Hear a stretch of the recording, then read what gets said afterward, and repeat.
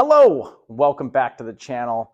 What has two thumbs and has problems with their posture in their backhand and forehand form? This guy. Today we're going to talk about why posture is important, what problems improper posture causes, and I'm going to show you a drill and an exercise to help fix your posture so you can get out there and really sling some D. In today's exercise, you are going to need to implement, and you're going to need a yoga block. What is proper posture and what are we looking for when we are talking about our disc golf throw? First, we want to be compact and we don't want to be straight up and down. So some people might talk about getting your butt out or nose over toes. Again, knees bent, butt out, chest over the knees, and we're towards the toes. And we want to maintain the same posture throughout our disc golf throw, both forehand and backhand. When you see someone throwing in a disc golf video, it might look like their shoulders are offset.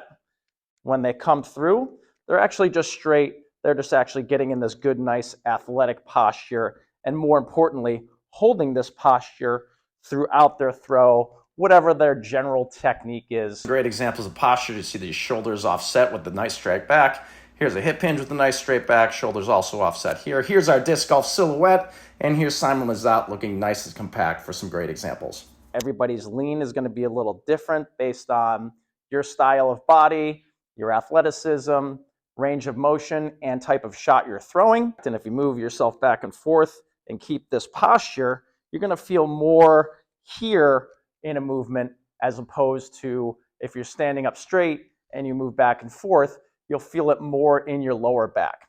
The biggest indicator of improper posture is if we're standing up as we are going through our throwing motions. So what are some issues if we don't have proper posture throughout our swing?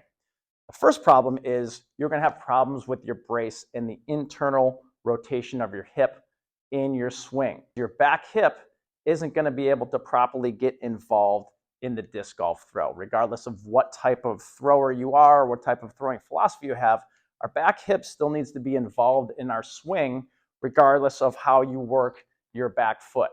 And if we're standing up, this is going to drag behind. This can cause a lot of problems, not only with our power, but it puts a lot of pressure on our elbow and shoulder and could lead to those injuries, which is something that we don't want. It also will limit our power pocket. We want to have that posture to make room for the disc. If we're standing up, it's going to get caught here, which could lead to inconsistent release and also a loss of power. And finally, when we stand up through our throw, we also change what muscles we use when we throw the disc. This could lead to more arming, also leading to arm injury, but it's also going to change using your core and obliques and your butt. When we stand up, it's going to change that to really get your lower back involved. And we don't really necessarily want a lower back involved. We want that more to be part of a brace. The movement in our back should actually be from our T-spine, which is the upper portion of our spine. I have a full video on that and how to make that stronger and more mobile. I'll link the description so you can check that out.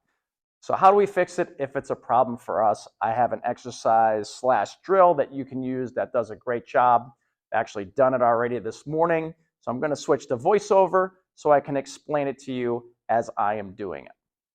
All right, here's our first exercise. You're going to need a wall and a yoga block. You're going to put the yoga block directly up against the wall and just flip it once, creating about 6 inches of space. Then as we see that 6 inches right there, we're going to put our back foot on the yoga block. Now balance might be an issue at first. That's part of the exercise.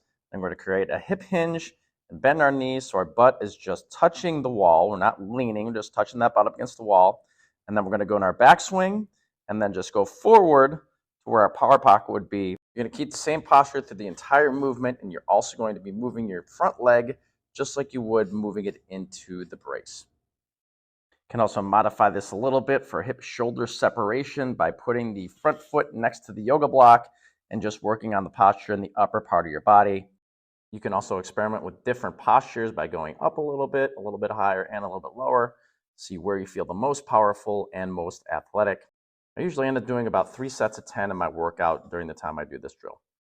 You can also put your hand at the end of a PVC pipe and do the same drill and use it as a way to measure so you're not turning your body or rotating your body too far in your reach back. Some people have that problem. Here's a nice way to fix it, doing this as well. Sometimes I mix that in. Also adds a component of strength as well that will help your upper body strength. Sometimes technique isn't the problem, it's mobility, flexibility, and strengthening. The seated good morning is a great exercise. Just get your legs at a 45-degree angle. And we're going to work down into the position I'm working myself into, keeping our back nice and straight. You're going to be working the posterior chain of your body. You can use just your hands, or you can use a PVC pipe. Another trick we can do with our PVC pipe is test our T-spine mobility by going side to side to see if there's an area that's lacking some mobility, and once again addressing that from my other video from YouTube. But using that PVC pipe, then we can move into a weight. I've got a 25-pound plate here, just holding it across my chest. Once again, just working through the movement. When you first start this, you might discover you have trouble getting all the way down and keeping your back straight. That hip hinge may be a problem, so make sure you get the movement correct before you start adding weights. But if you become a savage and you can really rock and roll, you can grab a barbell like this and put as much weight as you want on there and crush those seated good mornings, really building strength all through your hips and backside and lower back and all that stuff, really increasing the strength of that posterior chain, which is great for not only adding power, but also injury prevention as well. You can also use this as a precursor or training activity for a deadlift, or you can use it as a leg strengthening exercise, just going down, getting that butt touching the ground, working on some single leg strength. I already worked out my legs this morning, so I'm not as strong as I normally am, but we can just work our way into doing this and strengthening our pattern that way as well. So there's really two ways you can use the yoga block to help you out. That's all I've got for today's episode. Thanks a bunch for watching. Let me know in the comments what you tried, how it felt, and which one you liked the best. If there's something else you'd like me to break down, let me know in the comments as well, and I'll give it my best shot. As always, you keep watching them, I'll keep making them. Until next time, peace.